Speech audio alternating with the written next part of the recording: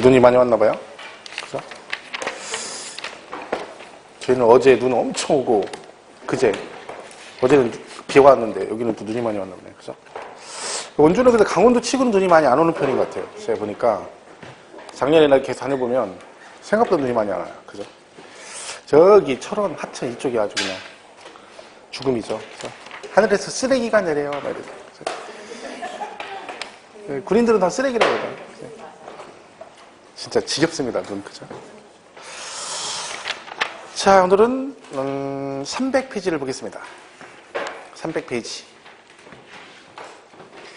우리가 지난 시간에 양도로 보는 경우를 배웠습니다. 그 양도로 보는 경우, 보지 않는 경우 이렇게 구분하는 거죠. 그러니까 우리가 사실은 얘가 양도에 해당이 되느냐 안 되느냐 판단하는 기준이 제일 중요한 기준이 뭐냐면 이겁니다. 그러니까 유상으로 이전했으면 양도고 유상이 아니면 양도가 아니다. 이렇게 가는 거죠. 그러니까 대가 관계가 있어야만이 양도가 되는 겁니다. 그죠? 이걸 가지고 일단 구분하는 기준은 이거예요. 가장 기본적인 기준이. 예를 들면 우리가 매매 그랬잖아요. 매매. 그죠? 매매는 양도도 아니다? 양도죠. 왜? 돈 주고 대가를 주고 받는 거죠. 교환은 양도도 아니다? 얘도 양도예요. 물물 교환이잖아요. 그러니까 대가를 주고 받는 거죠. 다 이런 것들이 양도가 되는 거죠. 현물 출자. 내가 출자하는데 뭘로? 현물로 출자했다. 법인 설립할 때 그죠? 그리고 뭘 받아? 주식을 받아요. 대가를 받았죠. 그럼 얘도 뭐예요? 얘도 양도예요. 대가가 있는 거죠.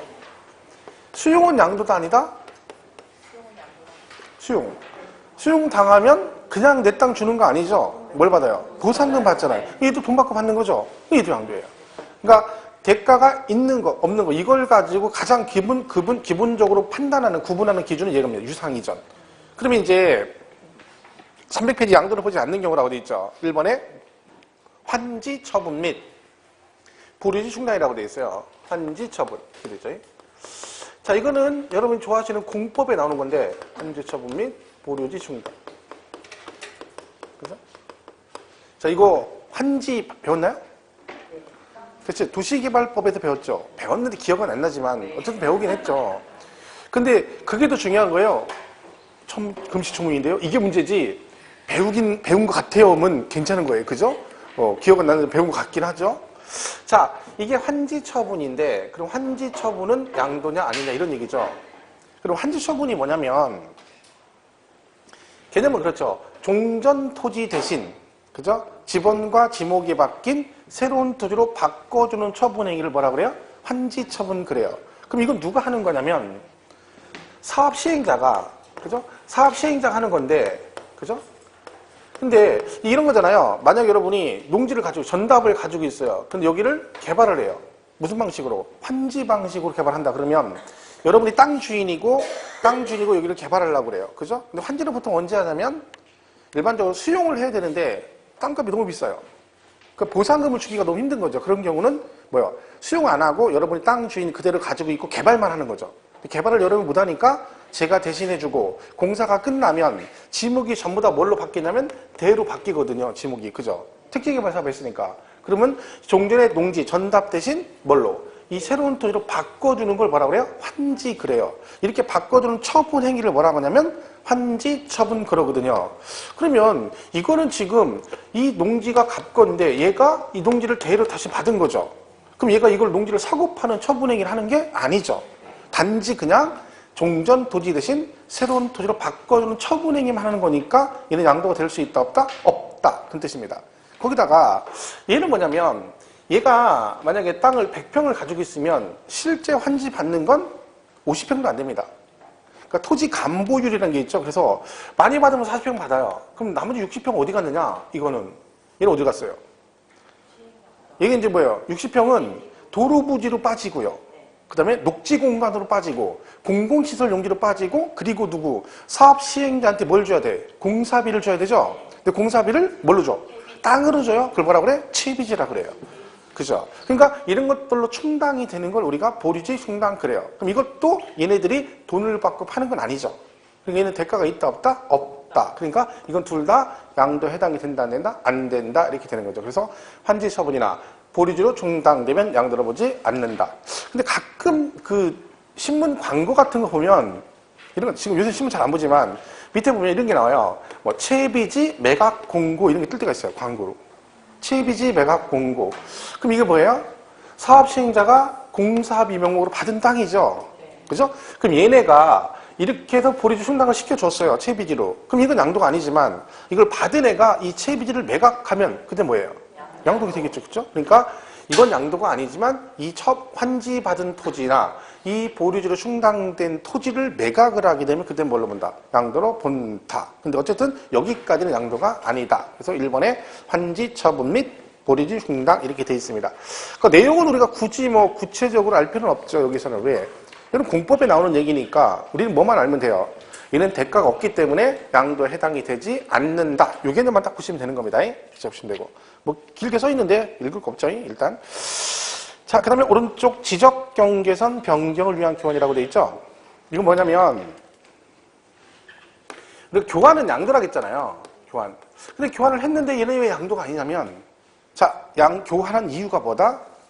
지적 경계선 변경을 위한 교환이래요. 그러니까 기존의 땅이 있는데 지적 경계선이 변경되면서 토지 위치가 바뀐 거죠. 그 바람에 어떻게 되는 거예요? 토지를 서로 교환했다는 거죠. 그럼 이거 내가 개인의 의지로 한 게 아니라 지적 경계선 변경 때문에 교환한 거니까 이걸 해놓고 나중에 양도세 해더라. 그럼 말이 안 되는 거죠. 그죠? 그럼 양도다 아니다? 아니다. 이렇게 보시면 되고요. 3번은 양도 담보라고 돼 있어요.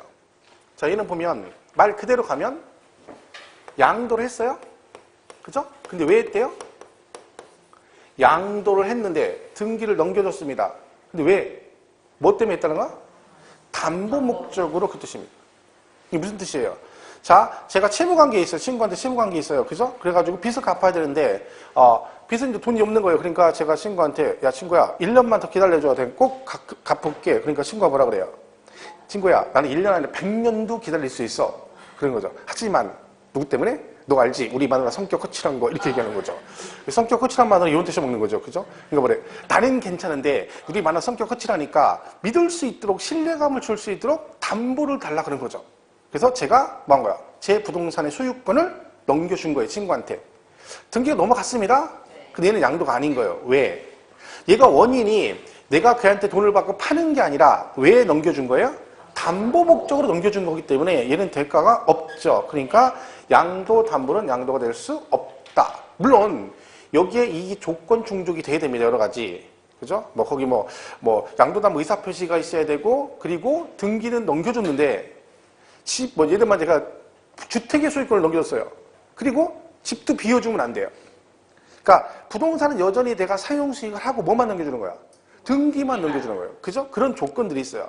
그리고 계약서에다가 첨부해야 돼요. 원금 얼마, 이자 얼마, 언제까지 어떤 식으로 갚겠다 특약해가지고 첨부를 해야 되는 거예요.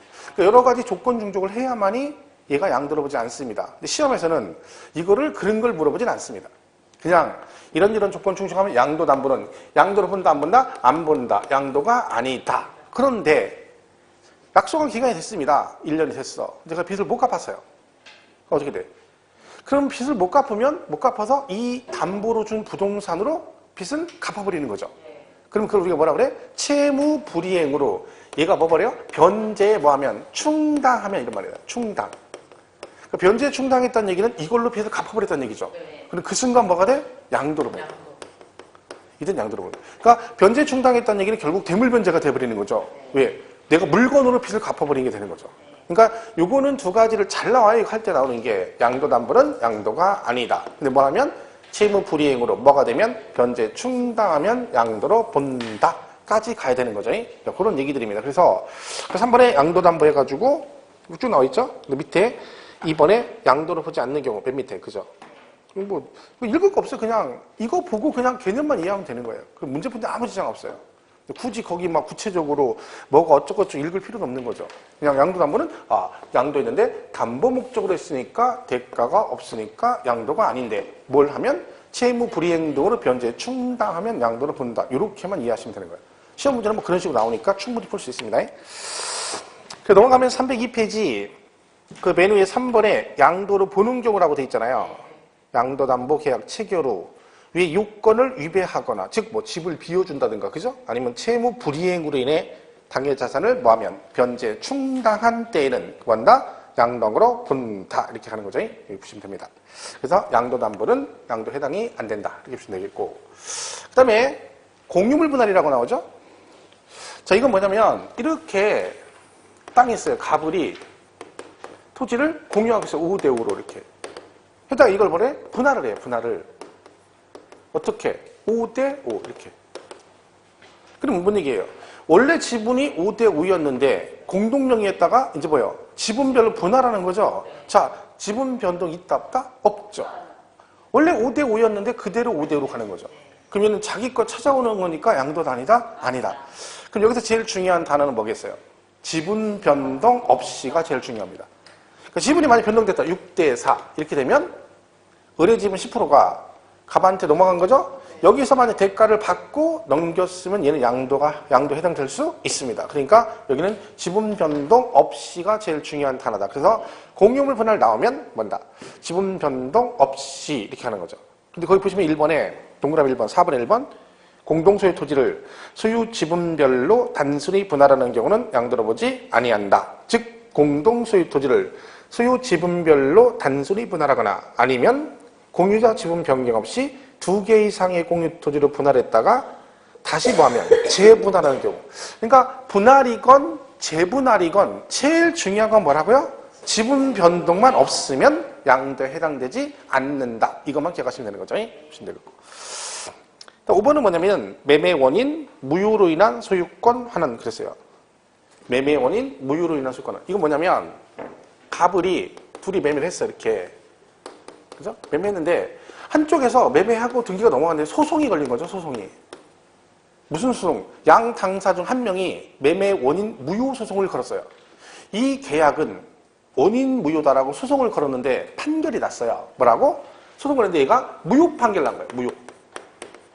그게 무슨 얘기예요? 이 계약 자체는 뭐다? 처음부터 원인부터 무효다라고 판결 나면 계약 자체가 뭐가 되는 거예요? 처음부터 없었던 게 되는 거죠. 그러면 등기를 넘어가 있습니다. 근데 계약이 무효가 됐습니다. 그럼 소유권 어떻게 해줘야 돼? 원주인한테 돌려줘야 되죠. 이렇게 돌려줍니다. 이걸 뭐라 그래? 환원이라고 그래요. 환원. 소유권 환원이라고 그랬죠? 다시 돌려준다. 얘는 양도도 아니다? 아니다. 왜? 계약 자체가 법적으로 처음부터 없었던 게 되어버리는 거죠. 그죠? 그러니까 양도에 해당될 수 있다 없다? 없다. 그런 뜻입니다. 그래서 매매 원인 무효소송, 무효 판결로 소유권이 환원되면 양도가 아니다. 나온 김에 우리 좀 이따가 양도 및 취득 시기 배우는데 그러면요. 얘가 만약에 1999년에 이 토지를 사가지고 가지고 있다가 얘한테 2017년 1월 달에 팔았는데요. 1월에 팔았다가 소송 걸려가지고 얘가 무효 판결해서 2017년 8월 달에 무효 판결 났어요. 확정 판결. 해서 다시 환원했죠. 그리고 나서 얘가 이거를 2020년에 양도를 하게 되면 이 토지의 취득 시기는 언제일까요? 1999년이에요. 그죠? 왜? 이거는 아예 처음부터 없었던 게 되는 거예요. 그러니까 이날 그냥 사서 이날 파는 걸 보는 거죠. 그럼 나중에 매매 원인 무효소로 인한 무효 판결의 경우 취득 시기는 언제니? 그러면 그 자산의 당초 취득일 이런 식으로 합니다. 당초 취득일이 언제야? 1999년이다. 왜 그런다고요? 계약 자체가 원인 무효, 처음부터 없었던 게 된다 그런 뜻입니다. 그래서 맨 5번에 매매 원인 무효로 인한 소유권 환원은 양도가 아니다. 왜? 법적으로 무효가 되었으니 그런 뜻입니다. 그 다음에 여러분 이 질문 신탁이란 말 아시죠? 신탁. 이렇게 해서 신탁이 뭐예요? 뜻이 믿고 맡긴다 이런 얘기죠. 그죠? 그럼 얘가 본인의 부동산을 얘한테 신탁을 했습니다. 그럼 얘를 우리가 뭐라고 하냐면 위탁자라고 그러고 얘를 수탁자라고 그래요. 그러니까 이 질문은 참 많이 나와요. 여기저기 위탁자, 수탁자 이렇게 돼 있거든요. 그럼 얘가 이제 어디서 나오냐면 취득세에서 나오고요. 그죠? 취득세에서 나오고 재산세에서 나오고. 왜냐면 신탁을 했습니다. 그럼 얘가 취득을 했잖아요. 예를 들면 얘는 취득세를 내느냐 안 내느냐 뭐 이런 문제가 발생하겠죠. 왜? 등기가 넘어왔으니까. 그럼 얘는 뭐다? 비과세를 해주면 취득세는. 예를 들면 나중에 배울 건데 그러면 넘겨왔죠? 그럼 얘가 이제 얘 명의로 돼 있는 거잖아. 재산세는 누가 낸다? 그럼 재산세 납세임자 누구? 수탁자. 재산세도 나오죠. 얘가 납세의무자가. 그리고 취득세에서 얘 말고 또 여기 관련된 여러 가지 얘기가 있고요. 재산세도 요 수탁자, 신탁재산 얘기가 여러 가지 얘기가 또 여기 있습니다. 시험에도 여러 번 나왔었고. 그죠? 그러면 이제 얘는 지금 소유권을 넘겨준 거잖아요. 그럼 얘는 양도냐 아니냐 얘기죠. 얘가 넘겨줬잖아요. 양도도 아니다? 왜 아닐까요? 왜 양도가 아니야? 대가가 없잖아요. 얘가 돈 받고 판 게 아니라 관리해달라고 그냥 맡긴 거잖아요. 맡긴 거. 그게 양도가 아니에요. 그럼 여러분 이 신탁이 사실은 두 가지가 있거든요. 우리 일반적으로 하는 신탁법상 신탁이 있고 명의신탁이라는 게 있어요. 두 가지가. 자, 신탁법상 신탁은 이 법에 따라 신탁을 하는 거 양도가 아닌데, 자, 명의신탁은 양도일까요? 아닐까요? 양도예요. 명의신탁. 명의신탁은 뭐예요? 명의신탁 뭔지 아시죠? 네. 몰래 하는 거죠, 몰래. 그죠? 그냥 양도는 아니다. 양도. 맞아요. 자.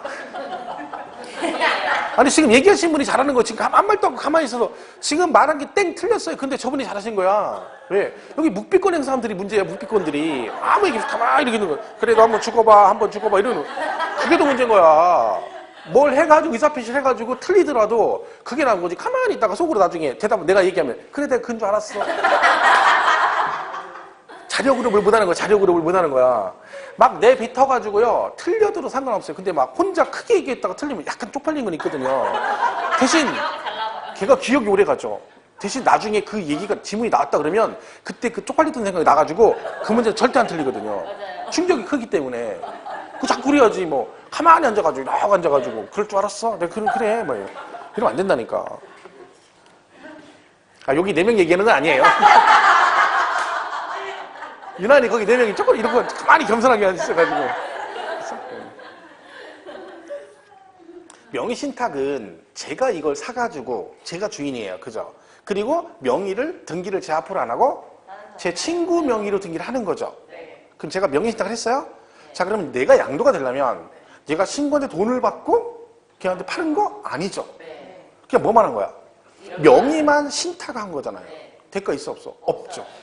근데 보통 우리가 이거 왜 제가 이 얘기를 하냐면 나중에 많이 얘기할 건데 보통 물어보면요. 얘는 양도가 아니라고 말하고요. 이건 양도라고 거의 10명 중에 9은 양도라고 해요. 왜? 얘가 실명적 위반한 거거든요.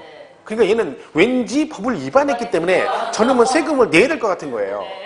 그래서 얘는 양도로 본다라고 대부분 얘기를 해요. 근데 여기서 양도의 개념은 법을 위반했니 안 했니 이걸 가지고 따지는 게 아니라 뭘 가지고 따져? 대가가 있느냐 없느냐를 가지고 따지는 겁니다. 그죠? 그러니까 이게 나중에 연결되어 있는 거예요. 막 그럼 취득세 또 어떻게 되고 막 복잡하게 가는 거죠. 그러니까 이게 연결되는 게 되게 많아요, 사실은요. 어쨌든 여기서는 뭐다? 대가가 있다 없다? 없다. 그러니까 그냥 신탁 이런 말 나오면 양도세는 무조건 뭐다? 양도가 아니다 그러시면 되는 거야. 뭐 해지가 됐든 뭐가 됐든. 그러니까 6번에 신탁 해지라고 돼 있죠. 신탁을 하든 해지를 하든 뭐가 아니다. 양도가 아니다. 왜? 대가가 없고 형식적으로 소유권만 왔다 갔다 하는 거다. 뭐 그런 개념이다. 이렇게 보시면 되겠습니다. 뭐 그렇게 보시면 돼요. 여기 다 하지는 않겠습니다. 그죠? 하나만 더 보면 8번에 재산분할 청구권에 의한 소유권 이전이라고 돼 있죠? 우리 지난 시간에 할 때 이혼할 때 위자료를 뭘로 주면? 부동산으로 주면 양도로 봅니다. 근데 뭘 하면? 재산분할 청구는 양도 아니라 했죠. 재산분할 청구. 그죠? 왜? 이거는 자기 재산 원래 공동소유였던 걸 갖다가 찾아오는 걸로 보는 거죠. 근데 중요한 건 재산분할 대상은 결혼 이후 형성된 재산만 해당이 됩니다. 그러니까 원래 일방이 결혼 전부터 가지고 있던 재산은 분할 대상이 아닙니다. 이건 잘 생각하셔야 돼요. 그게 맞는 게 뭐냐면 이걸 분할하는 이유가 양도를 안 부르는 이유가 뭐냐면 이 재산을 니네 둘이 같이 벌었다라고 생각하는 법에서. 둘이 같이 버는 거다. 그러니까 이 중에 일부는 네 거고 이건 얘 거라는 거죠. 그러니까 나중에 이혼할 때 그걸 각자 찾아가는 건 아까 공유물 분할하고 똑같은 개념으로 보는 거예요. 근데 결혼 전부터 가지고 있던 재산은 혼자 버는 거잖아요. 그죠? 그러면 상대방이 그 재산 형성이 기여한 바가 없죠. 얘는 분할 대상이 될 수가 없어요. 그러니까 재산분할 청구하면 법원에서 뭘 판단해요? 이 재산 형성 과정을 파악을 해요. 그러니까 얘가 재산이 원래 지금 현재 50억인데 그럼 이게 재산 형태 어떻게 돼? 그걸 파악하는 거예요. 근데 원래 봤더니 원래부터 얘가 100억을 가지고 100억을. 그죠? 근데 결혼해가지고 재산이 50억밖에 안 되는 거예요. 그는 분할 대상이 아니야. 아니에요. 왜? 와이프가 기여한 바가 없어요. 와이프는 기여한 바가 뭐 있어? 재산을 탕진하는 데 기여했죠. 탕진하는 데 기여했기 때문에 분할 대상이 아닌 거죠. 그러니까 그걸 따져가지고 가는 거죠. 그러니까 대기업체나 유명 연예인들이 재산 분할했을 때 그걸 끝까지 안 가는 이유가 뭐냐면 끝까지 가면 어떻게 돼요? 그걸 다 파악을 한단 말이에요. 법원이. 그러면 걔네가 비리 많죠. 예. 그러니까 그걸 방지하기 위해서 걔들이 분할 청구하면 거의 협의가 끝나요. 그러니까 일부러 하는 거야, 일부러. 그거는. 일단 세금도 양도세를 안 내니까 일단 분할을, 그죠? 그런 개념이 있습니다. 자, 그래서 일단 우리가 양도로 보느냐 안 보느냐 제일 중요한 기준이 유상이다. 그렇게 하시면 돼요. 대가가 있느냐 없느냐를 가지고 나중에 판단해서 보시면 됩니다. 얘가 시험에 나오면 뭐 어렵진 않습니다. 그냥 지금 한 대로 이런 경우는 양도로 보니 안 보니 이렇게 물어봐요. 그러면 지금 말한 걸 가지고 판단하면 되는 거죠. 나오면 그렇게 어렵진 않습니다. 뭐 지금은 뭘 해도 어렵죠. 지금이야. 그러니까 지금 기준으로 판단하면 안 돼요. 지금 뭔 얘기인지 하나도 모르겠어. 이걸 가지고 판단하면 안 돼. 왜? 시험은 현재 지금 여러분 실력으로 시험 보러 가면 다 떨어지지. 다행히 이거 뭐요? 지금 실력이 아니라 내년 10월 27일 실력으로 보는 거야. 그때까지 실력을 막 쌓아서 그때 실력으로, 그날 실력으로 보는 거지 오늘 실력으로 보는 거 아니니까 좌절할 필요 없어요. 그러니까 지금 듣고 막 짜증나고 스트레스 받는 사람은 자기 실력이 이 실력 그대로 간다는 얘기야. 끝까지 결국. 그러니까 실망스러운 거지. 그럼 공부 뭐 들어요? 어차피 떨어질 거. 지금 시험은 100%다 떨어집니다. 그게 뭐 볼 것도 없어요? 뭐 무조건 떨어지는 거죠.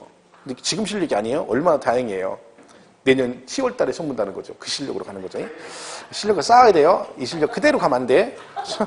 설마 그렇게 하겠어. 아무리 공부를 안 해도. 그 다음에 304페이지 가면 배우자 또는 뭐가 나와요? 직계, 존비속. 제가 취득세 할 때 잠깐 했었죠. 무조건 일단 우리는 뭐가 나오면? 이 말 나오면. 얘는 뭘로 본다? 얘가 누구라겠죠? 배우자 직계 존비 누굴 얘기하는 거야? 부모 자식 간하고 부부지간이에요. 배우자. 이는 배우자는 나오기만 하면 껄쩍지근하죠. 뭐라고 얘기해서. 그죠? 참, 이 배우자가 얼마나, 그죠? 저깁니까? 그 노래 가사도 있잖아. 노래 가사. 이성이 노래 중에 별처럼 수많은 사람들 그 중에 그대를 만나. 그잖아요. 그 별처럼 수많은 사람 중에 그대를 만나. 그죠? 그렇잖아요. 꿈속처럼 뭐 서로를 알아보고 막 그런 거잖아요. 그죠? 그리고 나서 뭐요? 주는 것만으로 벅찼던데 내가 사랑을 또 받고 그게 그 또한 기적이었음을 가사가 그래요. 그리고 얼마나 기적이라는 거예요. 그 수많은 사람 중에 그대를 만나서 서로 꿈결처럼 꿈속처럼 그대로 서로를 알아보고 그리고 주는 것만으로 벅찬데 또 내가 그대로부터 사랑을 받고 그 모든 것이 기적이었음을 하고 기적인 줄 알았더니 뭐, 그죠? 그게 유행가야. 그냥 얘는 유행 가사인 거야. 현실하고 안 맞아. 집에서는 뭐라 그러고 와이프 때는 내가 이 노래 해주고 그대를 만나는 게 기적이었음을 맞을 뻔했어요. 기적이었음을 때리려고 하더니 욱 하더니 와이프 갑자기 욱해가지고 우리 마누라는 날 만난 게 기적이 아닌 거죠. 저도 마찬가지지만 그죠? 이 배우자가 항상 이게 참 이게 애매한 사이야 이게 그죠? 이 배우자. 그러니까 부부지간이나 부모자식간은 식구끼리니까 무조건 뭘로 본다? 증여로 본다 그랬죠. 근데 얘는 증여로 보는데 항상 이런 뜻을 가지고 있다. 이 개념은 꼭 머릿속에 넣고 있어야 됩니다. 추정의 의미가 있다. 이건 무슨 뜻이에요? 증여로 보긴 하는데 얘네들도 뭘 하면 대가 관계를 객관적으로 입증을 하면 그때는 뭘로 본다? 양도로 볼 수도 있다. 이런 뜻입니다. 그 개념을 이해하시면 돼요. 그러니까 무조건 얘들 나오고 뒤에 어쩌고 저쩌고 나오면 그냥 뭘로 보면 돼? 증여로 본다라고 생각하시면 되는 거지. 근데 추정의 뜻이 있다. 자, 시험은 이렇게 나옵니다. 배우자, 직계 존비속 간의 부담부 증여의 경우는 증여로 본다. OX. 금방 얘기했잖아요. 증여로 본다고 했잖아요. 자, 근데 이렇게 나와요. 배우자 직계 존비속 간의 부담부 증여 증여로 보아 증여세가 과세되기 때문에 항상 양도로 보지 아니한다. 기출문제 시험인데 OX. X죠. 왜? 항상 그러면 안 되죠. 항상 양도로 보지 않는다는 얘기는 무조건 증여로 본다. 그럼 걔는 끝. 그런 얘기죠. 근데 얘는 그런 뜻이 아니라 증여로 보는데 입증하면 양도로 볼 수 있다는 의미니까 항상 양도로 보지 않는다. 그러면 땡. 틀린 질문이 되는 거죠. 예를 들면 그런 식으로 시험 문제 시험이 나오는 겁니다. 그러니까 이 추정의 의미가 그런 뜻이다라고 생각하시면 되는 거죠. 그것만 일단 보시면 돼요. 그래서 거기 세부적인 내용까지 지금 볼 필요는 없습니다. 이렇게 보시면 되고. 자, 그래서 오른쪽 페이지 보면 305페이지에 박스로 정리해놨죠? 양도를 보는 경우와 보지 않는 경우 정리 잘 해놨습니다. 그거 잘 보시고 나중에 정리하시면 되겠고, 그 다음에 4절에 이제 뭐가 나와요? 양도 및 취득시기 이렇게 났습니다. 양도 및 취득시기. 그러니까 언제 팔고 언제 샀니? 이런 얘기죠. 자, 근데 하나 조심할 게 있습니다. 여기 취득시기라고 돼 있죠. 근데 취득세도 취득시기가 나옵니다. 근데 그 취득세에서 말하는 취득시기와 양도세에서 말하는 취득시기는 다릅니다. 이거를 왜냐면 똑같은 얘기라고 생각을 하면 굉장히 헷갈려요. 왜? 취득세 취득시기인데 양도세 이게 뭔 얘기예요? 이렇게 되는 거죠. 일단 구분이 다른 거죠. 걔는 지방세고 얘는 국세고. 차이가 뭐냐? 취득세 취득시기는요. 취득세가 취득일로부터 며칠 안에 60일 이내에 뭘 해야 돼요? 신고하고 납부를 해야 돼요. 그러면 이날부터 이날까지 신고를 안 하면 얘가 가산세가 부과되거든요. 그러니까 이 취득일을 법적으로 명확하게 해야만이 여기서 혼란이 안 생긴다. 해서 법적으로 그 취득의 형태에 따라서 언제를 취득일로 볼 것인가를 정해주는 겁니다. 그래서 뭐 유상승계, 무상승계 막 쭉 해서 나온 거죠. 자, 그런데 얘는 그럼 뭐냐? 양도세는 여기서 언제가 양도일이고 언제가 취득일이냐 이 얘기죠. 이건 뭐 때문에 그러냐면 얘 때문에 그럽니다. 양도세는 보유기간이 엄청 중요합니다. 왜요? 일단 대표적으로 여러분이 양도세 비과세를 받으시려면 1세대 1주택 그리고 뭘 해야 돼요? 2년 이상 보유를 해야 됩니다. 그러면 이 보유기간은 취득일로부터 언제까지? 양도일까지가 보유기간입니다. 그러면 얘도 여기서부터 여기까지가 보유기간이거든요. 그럼 예를 들면 2년 보유의 비과세에서 하루만 부족해도 양도세 비과세가 안 됩니다. 왜냐면 법으로 딱 정확하게 2년 딱 정해놨기 때문에 하루만 부족해도 비과세 받을 수가 없죠. 그죠? 그러면 이게 만약에 법적으로 명확하게 안 돼 있으면 이게 되게 문제가 될 수 있습니다. 실제로 뭐 실무에서 보면 하루 이틀 차이로 모자라가지고 기간 모자라서 비과세가 안 되는 경우도 있습니다. 실제로. 그러면 진짜 그건 골치 아픈 거죠. 만약에 중개업자가 중간에 껴있다 거기 자기가 중개했는데 비과세가 된다라고 하고 팔았는데 나중에 국세청에서 세금고시 날라왔다. 그러면 중개업자가 책임져야 됩니다. 그때는. 그 말을 조심해야 돼요. 중개업자는. 그러니까 뭐든지 중개업자는 항상 단정을 해서 확정해서 얘기를 하면 절대 안 돼요. 뭐든지 두리뭉실하게 이게 철칙이에요. 중개업자는. 2년 딱 보니까 2년 맞아. 근데 딱 2년이야. 애매하잖아요. 아닐 수도 있잖아. 그럼 뭐라고 얘기해야 돼? 한 비과세 받을 수 있을 것도 같은데 이렇게 얘기하지. 비가 된다니까요. 비가 된다니까. 내가 이거 어제도 팔았다니까. 해가면서 말도 안 되는 소리 하면 안 돼요.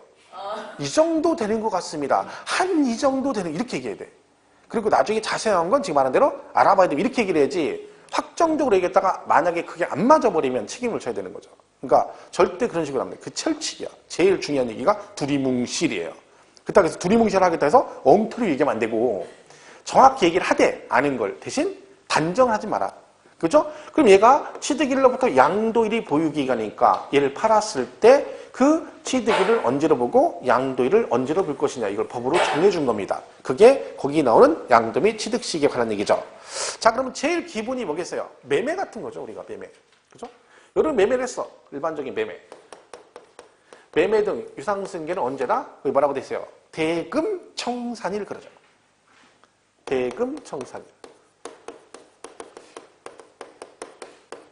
다른 말로 사실상 잔금 지급일 그럽니다. 뭐라고요? 실제 잔금 지급일 이렇게 얘기합니다. 실제 잔금 지급일. 자, 양도세는 어떤 경우든 계약서상 잔금 지급일로 가는 경우는 없습니다.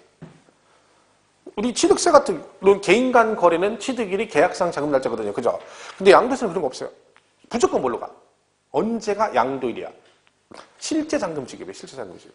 그러니까 이 말은 무슨 뜻이에요? 여러분이 아파트를 매매를 했어. 개인끼리 매매를. 그러면 여러분이 1세대 1주택 2년 보유한 비과세 받죠.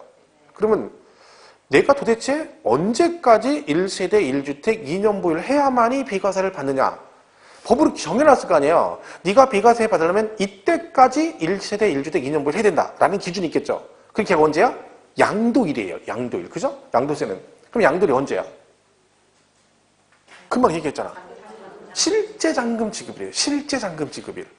그러니까 계약 당시가 아니라는 거죠. 계약 당시가 아니라 실제 잔급인 그날 기준으로 내가 1세대 1주택 2년 보유하면 되는 거예요. 그러니까 계약을 했는데 계약 당시는 2년 보유가 안 됐어도 상관이 없는 거예요. 왜?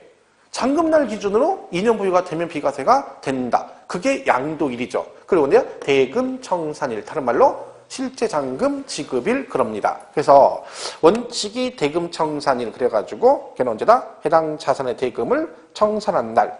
이게 뭐다? 실제 잔금 지급일이다. 즉 뭐랑 관계없다? 계약서상 잔금 지급이랑 상관없습니다. 그러니까 만약에 계약상 잔금 날짜가 5월 25일이 계약서의 잔금 날짜인데 내가 돈을 23일 날 받았다? 그럼 그냥 이날로 가는 거예요. 이날이 양도일이고 27일 날 받았다? 그러면 이날이 양도일이 된다. 얘는 상관없다. 무조건. 그러니까 얘는 실제 잔금일이 되게 중요하죠. 양도세 자체는. 그죠? 보유기간이 이렇게 가는 겁니다. 자, 근데 미리 말씀을 드리면 이게 나중에 이제 공부하다 보면 어떤 문제가 발생하냐면 지문을 읽다 보면요. 자, 일반적인 매매는 실제 대금 청산일을 양도 또는 취득 시기를 본다. 뭐 이거는 이날을 취득일로 본다. 또 이거는 이날을 양도일로 본다. 막 이렇게 돼 있어요. 지문이. 그럼 공부하다 보면 어떤 문제가 발생해? 아니 도대체 얘는 언제는 이걸 취득일로 본다고 나와 있고 언제는 뒤에 가면 양도일이라고 돼 있고 어떤 건 심지어 같은 날이 취득일도 되고 양도일도 되고 이런 말이 나오거든요.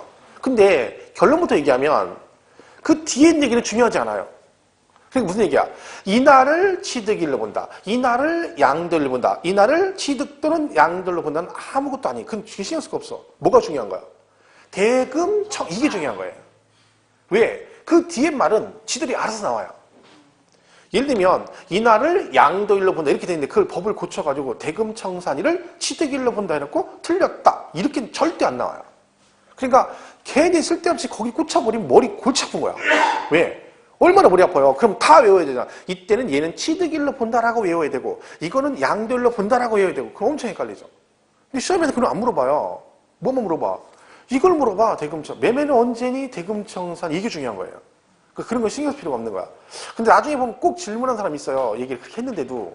왜? 하다 보니까 다른 건 다 이해가 가는데 하나가 문제야. 뭐 지문을 읽다 보니까 이날이 5월 25일이 실제 잔금 지급일이래요. 근데 이게 뭐래요? 지금 물건이 있던 여기는 이날을 뭘로 보고? 이날이 취득 또는 양도일이래. 이렇게 나올 때가 있어요. 그러면 상식적으로 아니 어떻게 같은 날 하나만 몰라도 취득일이면 취득일, 양도일이면 양도일 그래야지 같은 날이 취득일도 되고 양도일 된다 이렇게 나오거든요.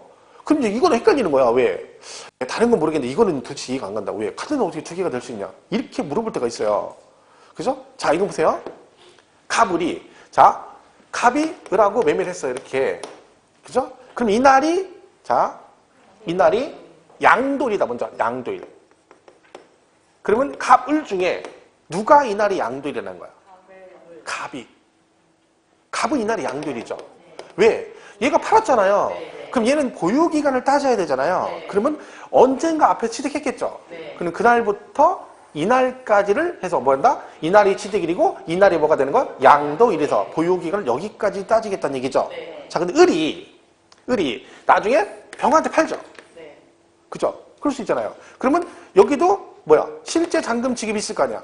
그럼 이날이 양도일이에요. 누구한테는? 을한테는. 그럼 을은 보유기간을 따져야 되잖아. 그럼 취득일이 언제야? 이날이 을은 취득일이 되는 거야. 그럼 을은 나중에 팔았을 때 얘가 보유기간 따질 때 이날부터 이날까지 간다는 얘기야. 그럼 병은 이날에 뭐가 되는 거야? 취득일이 되는 거야. 취득일이. 왜? 병이 나중에 또 팔았을 때 얘 보유기간 따질 때는 여기부터 또 가겠다. 이런 의미거든요. 의미상으로는. 근데 이게 하나도 안 중요하다는 거지. 왜? 안 물어본단 말이에요. 시험을 이걸 가지고 내질 않는단 말이죠. 언제가 이게 중요한 거지. 이날을 양도일로 본다 할 때 양도일로 본다는 안 중요하고 언제 대금 청산일 이게 중요한 거예요. 그러니까 혹시나 공부하시다가 그런 게 있으면 절대로 거기에 꽂혀가지고 스트레스 받을 필요가 없다. 왜? 안 물어본다. 그건 절대로. 그걸 물어보는 게 아니다.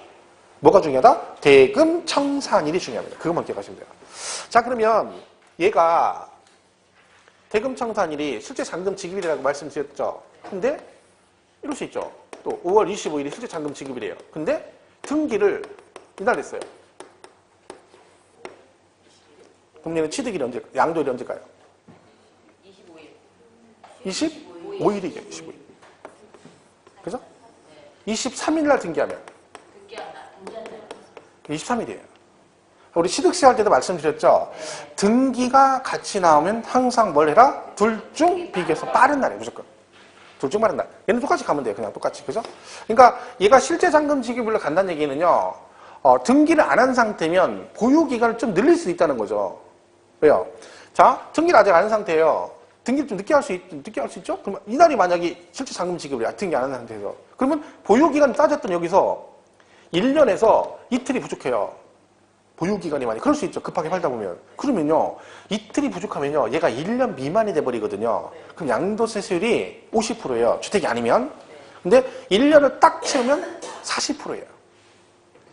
얘가 1년 미만 50%, 1년 이상 2년 미만 40이거든요. 그러면 이틀 차이로 1년 미만이니까 50%인데 이틀을 채우면 1년이 돼버리면 세율이 얼마나 바뀌어? 40%로 바뀌어요. 그럼 몇 프로가 줄어? 10%가 줄어요. 과표가 1억이면 1,000만 원이에요, 세금이. 그럼 세금 1,000만 원 차이가 나는 거죠. 이럴 때 어떻게 하면 돼? 여러분 중개업자면 이걸 어떻게 해결해 주면 돼? 이틀 있다가 잔금 지급. 그쵸. 매수 불러가지고 양해를 구해서 잔금을 늦추는 거죠. 이날 잔금을 주는 거야. 그럼 이날이 양도일이죠. 그럼 보유기간이 이만큼 늘어. 그럼 얘는 뭐가 돼? 1년 보유가 돼버리죠. 그럼 매도는 보유기간이 1년을 채우는 바람에 세율이 10%가 줄 수 있죠. 이런 걸 해주는 거예요, 중개업자가. 이런 거를. 근데 우리 일반인들은 이걸 알고 있어도 몰라. 이거를 할 수가 없어. 생각도 안 나고. 그러니까 중개업자가 만약 이런 걸 신경 써서 하나 해줬다 쳐봐요. 그럼 여러분이 매도 입장이면 세금 1,000만 원을 번 거잖아요. 그럼 어떤 마음이 들겠어? 누가 부동산에 붙자만 생각나면 얘기하면 야 거기가 이렇게 얘기했지. 왜? 그 사람. 그게 굉장히 큰 거죠. 이게 그만큼 보유기간이 중요한 거죠. 근데 얘가 계약서가 아니라 이걸로 가기 때문에 조정이 가능한. 뭐 이야기만 잘하면 뭐 열흘 정도는 늘릴 수 있죠. 그죠? 그러면 이게 보유기간이 조정할 수가 있는 거죠. 왜? 이걸로 가기 때문에 그렇다. 그죠? 그런 얘기입니다. 자, 그래서 거기 306페이지 그 2번에 예배 나오죠. 3번도 예배고 둘 다 대금 청산일이 불분명하거나 3번에 대금 청산 전에 뭘 했대? 등기를 하게 되면 뭐나? 등기신날이라는 거. 등기접수일, 등기신날. 그죠? 그러니까 대금 청산이 불분명하다. 실제 잔금 지급이 명확하지 않으면 뭘로 가요? 등기신날로 가겠다. 그런 뜻입니다. 시험 문제가 나오면 그렇게 어렵지 않습니다. 얘는. 심지어는 막 시험 문제 낼 때 막 5개인데 1번 매매는 일반적으로 대금 청산일, 2번 대금 청산일이 불분명하면 등기신날, 3번 대금 청산 전에 등기치면 등기신날 이렇게 나온 적도 있어요. 그럼 나머지 2개가 상속억 증여 이렇게 돼가지고 문제를 내는 경우도 있고. 그러니까 생각보다 어렵진 않아요, 이 부분은. 그죠? 이게 기본이라는 거죠. 조심되고. 그 다음에 2번에 특수한 거래라고 돼 있죠? 특수한 거래 해가지고 1번에 장기 할부 조건 나오고, 오른쪽 2번에 수용이라고 돼 있죠? 그죠? 수용 나왔어요. 자, 얘는, 거기 보면 막 되게 복잡하게 돼 있죠? 막 장기 할부 조건은 소유권 이전 등기 접수일, 인도일 또는 사용 수익일 중 빠른 날 이렇게 돼 있고, 오른쪽 수용은 대금 청산일, 수용 개시일 또는 소유권 등기 접수일 중 빠른 날 이렇게 돼 있죠. 그죠? 그럼 이게 여러분 엄청 헷갈리죠? 얘는 그런 거 외우지 말고, 자, 장기 할부 조건하고 수용 나오잖아요. 그럼 무조건 어쩌고 저쩌고 중 빠른 날. 이게 제일 중요해요. 다른 걸 못 외워도 이걸 외워야 돼. 중 빠른 날. 지문에 장기 할부 조건 나왔어. 그러면 뒤에 뭐가 나와야 돼? 어쩌고 저쩌고 저쩌고 중 빠른 날. 그래. 수용 나오면 어쩌고 저쩌고 저쩌고 중 빠른 날 그래야 되는데 이 중 빠른 날이 안 나오면 그냥 무조건 틀렸다. 이렇게 부르면 돼요. 재작년인가 시험에 다음 중 양도세, 양도비, 취득세 틀린 걸 고르시어 놓고 뭐가 나냐면 수용이 나왔어. 수용. 그럼 뭐라고 해야 돼요? 어쩌고 저쩌고 중 빠른 날 나와야 되죠? 그게 안 나왔어요. 그게 정답이야. 그죠? 그럼 이거는 뭐 앞에 거는 내가 왜냐면 이거 앞에 거 외워봤자 여러분 기억 못합니다. 중요하지 않고 괜히 그거 외우다가 엉켜가지고 얘도 몰라. 얘가 제일 중요해. 중 빠른 날. 어느 분이 제일 빠르냐? 중 빠른 날. 그죠? 옛날에 그런 말 있잖아요. 옛날 고전 유머에 어떤 스님이 목욕탕 가셨는데 목욕하는데 애들이 물장구 치고 노니까 스님이 뭐라 했어요? 얘놈 시키더라. 목욕탕에서 공중도덕을 지켜야지 왜 물장구 치냐고. 애가 뭐라 했어? 아저씨가 뭔데 그래요? 그러니까 스님이 뭐라 했어? 나 이놈아 중이다 이놈아 그랬더니 뭐라. 애가 그 말 듣자마자 야 이놈아 난 중3이다 이놈아 이렇게 그래서 그 중 빠른 날 그죠? 이게 제일 중요한 얘기예요. 그 중에. 이런 얘기하면 안 되죠. 옛날 고전 유머 중에.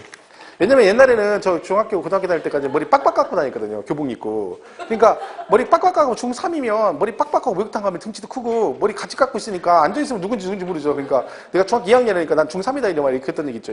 그죠? 지금은 안 되죠. 머리 다 길르고 있으니까. 그죠? 그래서 뭐가 중요하다? 이게 중요해요. 중간은 중간. 이게 중요해요. 이것만 잘 기억하시면 돼요. 그죠? 자, 그러니까 나머지 간에 있는 내용까지는 외울 거 없어요. 그죠? 그거만 잘 기억하시면 돼요. 그다음 밑에 3번, 307페이지. 상속 증여 나오죠? 자, 상속은 항상 돌아가신 날이에요.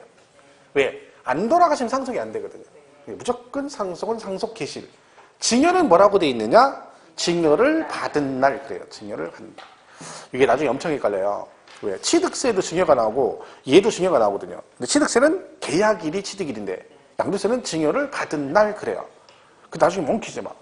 뭐 하나만 기억해, 하나만. 그래가지고 막 무조건 증여 나왔다면 막 무조건 뭘로 가? 계약일로 막 밀고 가는 사람이 있고 어떤 사람은 하나로 가. 증여 받은 날로 가는 사람이 있고. 시중일관. 그 틀리죠. 취득세하고 양도세는 달라요. 그럼 나중에 엄청 헷갈리겠죠. 당연히 헷갈려요. 그죠? 왜? 안 헷갈릴 수가 없죠. 뭐 우리가 사람이 그거 기억하는 것 자체가 기억인데 거기다 대고 여기다 얘는 취득세고 얘는 양도세까지 구분한다는 건 쉬운 게 아니죠. 그죠? 자꾸 반복하는 수밖에 없어요.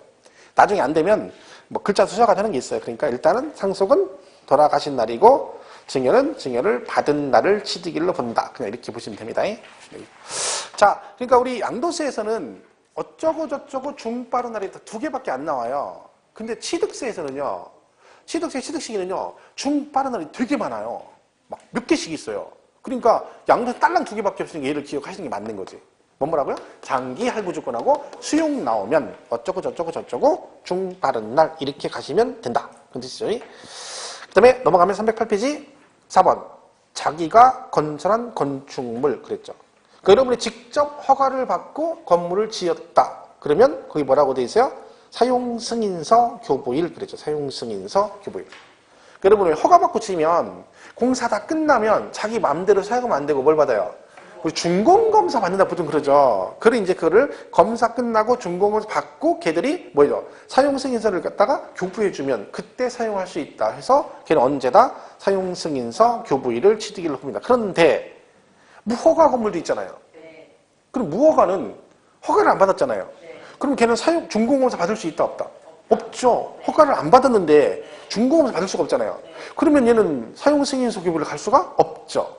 근데 무허가로 건물 지었다는 얘기는 뭐 하려고 진 거야?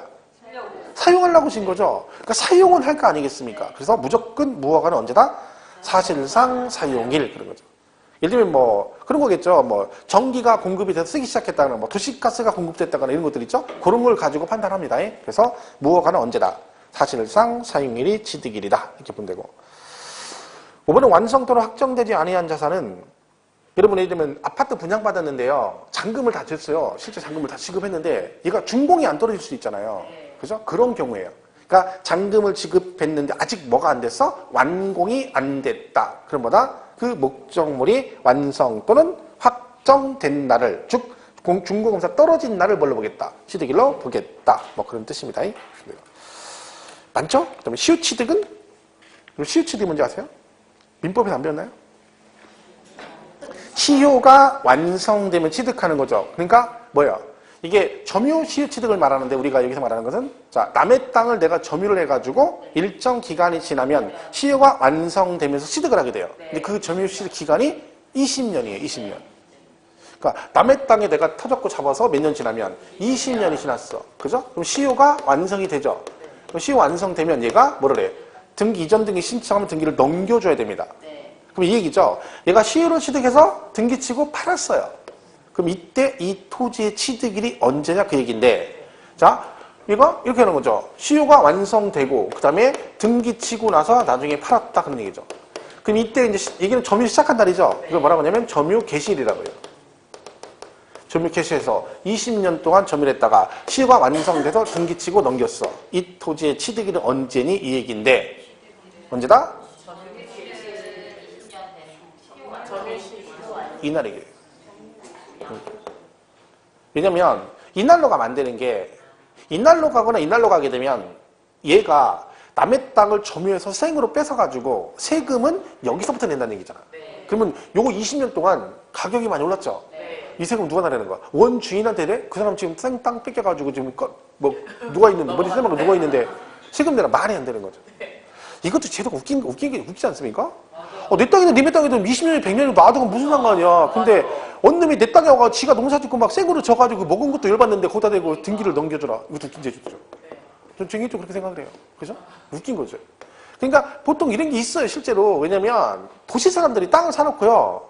방치하는 거 시골에 그냥 내놓고. 그런 게 되게 많거든요. 왜? 그 도시에 돈 있는 사람들은요, 어떤 지역을 딱 땅을 살 때 지도만 보고 사요, 지적도만 보고. 그러니까 여기가 지금 이렇게 돼 있는 요 근처인데 나중에 몇 년 지나면 여기는 개발이 되고 나중에 될 것이다 해가지고 땅 그 지적도만 딱 보고 땅을 사는 사람 되게 많다니까. 제가 옛날 중개할 때도 보니까 진짜 그렇게 많이 해요. 그걸 묻어두는 거예요. 10년 이거 보고. 그러니까 지방에 좀 나중에 10년 후에 개발되고 해서 나중에 보상할 때 보면요. 그 땅에 한 7, 80% 다 수도권 사람들이에요. 이미 다 들어가서 다 잡아놓고 있는 거야.